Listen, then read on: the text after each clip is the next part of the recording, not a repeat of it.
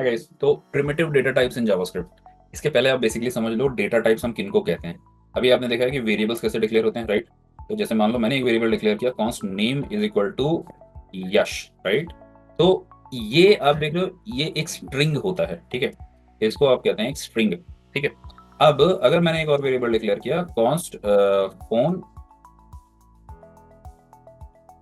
Number is equal to, यहाँ पे मैंने डाला अपना फोन नंबर 70092876 समथिंग ऐसा, ठीक है। तो ये मेरा करेक्ट नंबर नहीं है तो डेफिनेटली इसमें परेशानी है ना।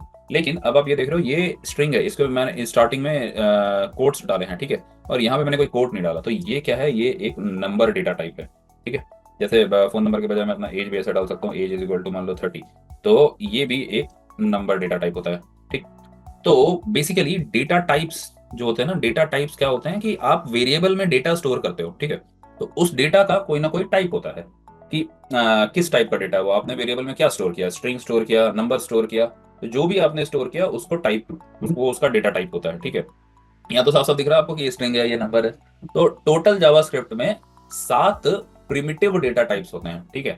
अभी आपको बताता हूँ कि प्रिमिटिव डेटा टाइप्स क्यों बोला जाता है इनको, बट पहले आप ये नाम देख लो कि 7 प्रिमिटिव डेटा टाइप्स कौन कौन से होते हैं। तो जिसमें सबसे पहले होता है नंबर, ठीक है। उसके बाद सेकंड होता है स्ट्रिंग। उसके बाद मतलब ये कोई सीक्वेंस नहीं है, बस ऐसे ही लिस्ट डाउन कर रहा हूँ। नंबर हो गया, स्ट्रिंग हो गया, फिर होता है बुलियन। बुलियन का मतलब होता है ट्रू फॉल्स, ठीक है, ट्रू या फॉल्स, बस दैट्स। अब उसके बाद होता है फोर्थ। फोर्थ में आ जाओ तो फोर्थ में होता है एक नया डेटा टाइप एडेड है जावास्क्रिप्ट में, बिग इंट, ठीक। फिफ्थ होता है सिंबल, ठीक। अब यहाँ से आपको थोड़ा सा समझ में आना, मतलब ये सब नॉर्मल नहीं है, ये सब थोड़ा सा डिफरेंट है। नल होता है सिक्स, और सेवंथ होता है अनडिफाइंड, ठीक है। तो टोटल बेसिकली आपको जो याद रखना चाहिए वो ये है कि 7 different data types, primitive data types होते हैं जावास्क्रिप्ट में, ठीक है। अब बेसिकली जावास्क्रिप्ट में या किसी भी प्रोग्रामिंग लैंग्वेज में दो तरह के डेटा टाइप्स होते हैं, एक प्रिमिटिव डेटा टाइप्स होते हैं और एक ऑब्जेक्ट डेटा टाइप्स होते हैं। जावास्क्रिप्ट के लैंग्वेज में बोल रहे हैं कि ऑब्जेक्ट डेटा टाइप्स होते हैं। बेसिकली अंतर क्या होता है, ऐसा डेटा टाइप जहां मतलब एक वेरिएबल में, अब जैसे हम यश स्टोर कर रहे हैं, करेक्ट। तो हम इसमें ऐसा नहीं कर सकते कि हम इसमें बेसिकली एक ही डेटा स्टोर कर सकते हैं। हम ऐसा नहीं कर सकते कि यश भी स्टोर कर दिया इसमें और कॉमा डाल के मेरा एज भी इसी में डाल दिया, ठीक। तो ये चीज, इसको हम कहते हैं प्रिमिटिव डेटा टाइप। जब किसी वेरिएबल को हमने एक प्रिमिटिव डेटा टाइप का वैल्यू दे दिया तो इसका मतलब उसमें बस एक ही वैल्यू ऐड हो सकती है। अगर आपको अभी ये चीज बहुत अच्छे से नहीं भी समझ में आ रही है तो कोई बात नहीं, जब आप ऑब्जेक्ट डेटा टाइप पढ़ोगे तब आपको इसमें अच्छे से बेटर समझ में आ जाएगा कि क्या अंतर होता है प्रिमिटिव और ऑब्जेक्ट में। अभी के लिए बस आप ये समझो कि ये जैसे एक स्ट्रिंग है, नेम को मैंने एक स्ट्रिंग दे दिया है, तो अब नेम के पास सिर्फ स्ट्रिंग ही हो सकता है, अब इसके पास और कुछ नहीं हो पाएगा। तो अब जैसे मान के चलो मेरे को इसको कॉमा डाल करके यहाँ पे ट्रू लिखना है, बुलियन डेटा टाइप देना है, तो वो सब नहीं हो सकता। इसको एक ही वैल्यू दे सकते हैं, या तो हम इसको नेम जो है वो यश से हटा करके ट्रू कर दें तो वो हो जाएगा उसका वैल्यू। बट अदरवाइज इसको क्या कहते हैं, एक ही वैल्यू हम दे सकते हैं कुछ भी। हाँ, हम ये जरूर कर सकते हैं कि जैसे हम स्ट्रिंग के अंदर ऐसा यहीं पे ऐसे कॉमा डाल दिए और यहाँ पे हम ट्रू लिख दिए, यहीं पे 10 नंबर भी लिख दिए, तो लेकिन ये माना जाएगा ये पूरा एक सिंगल स्ट्रिंग ही, ठीक है। तो इन इसको हम कहते हैं प्रिमिटिव डेटा टाइप। और ये टोटल यहाँ पे 7 होते हैं। 7 में आपको ये समझ में आ गया, नंबर होता है, स्ट्रिंग होता है, ठीक है, जो नॉर्मल नंबर्स होते हैं, फ्लोटिंग पॉइंट नंबर्स भी होते हैं, ठीक है। कॉन्स्ट जैसे मान के चल लो क्या क्या बोल सकते हो, मान लो किसी का बीएमआई, ठीक है। और या किसी चीज़ का परसेंटेज है तो बीएमआई है मान लो किसी का, पता नहीं किस रेंज में होता है, 10.756 7 8 9 ऐसा कुछ। तो इस फ्लोटिंग पॉइंट नंबर को भी आप बेसिकली जावास्क्रिप्ट में नंबर में ही डालते हैं, ये भी एक नंबर का data type, number data type ही होता है, ठीक। और वैसे ही स्ट्रिंग होता है, तो ये रहे स्ट्रिंग्स। इसके बाद होते हैं बुलियन। बुलियन में होता है ट्रू या फॉल्स, बस यही दो चीज होते हैं बुलियन में, और कोई तीसरा चीज होता नहीं है इसमें, ठीक है, ट्रू या false, that's it. Big int basically क्या होता है, बिग इंट क्या है कि जैसे ये इतना बड़ा नंबर है ना, तो ये नंबर का एक लिमिट है कि कितने बड़े नंबर्स तक ये स्टोर कर सकता है, ठीक है। तो बिग इंट क्या होता है, नंबर का जो लिमिट होता है वो होता है 2 to the power 53, ठीक है, -1। तो 2 to the power 53 - 1 इतने बड़े नंबर्स तक जो है वो नंबर डेटा टाइप में आ सकते हैं।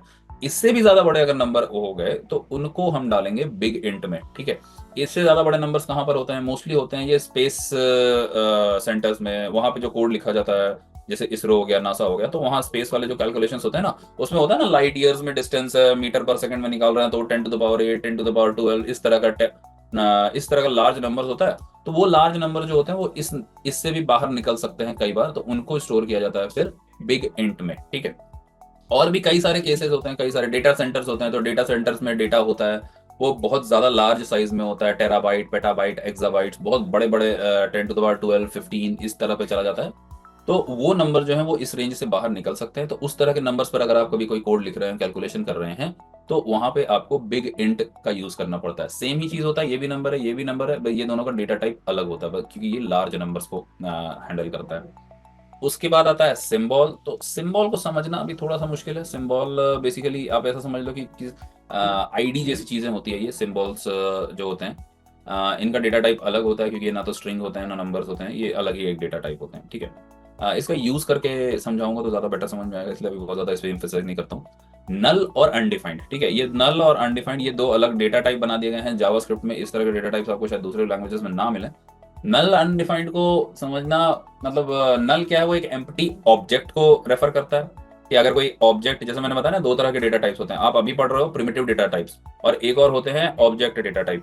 पर अगर कहीं पर ऑब्जेक्ट होना था और उसकी जगह कुछ नहीं है वहां, तो वहां पर हम नल यूज करते हैं। और कहीं पर वैल्यू होनी थी और उसकी जगह कुछ नहीं है, तो वहां पे हम अनडिफाइंड यूज करते हैं, ठीक है। तो ये नल और अनडिफाइंड जो है दोनों प्रिमिटिव डेटा टाइप ही। बस नल जो है वो ऑब्जेक्ट्स के एम्प्टीनेस को शो करता है, और अनडिफाइंड जो है वो प्रिमिटिव्स के एम्प्टीनेस को शो करता है, ठीक है। तो ये 7 नाम आपको याद रखने होंगे, primitive data types in JavaScript. समझ गए?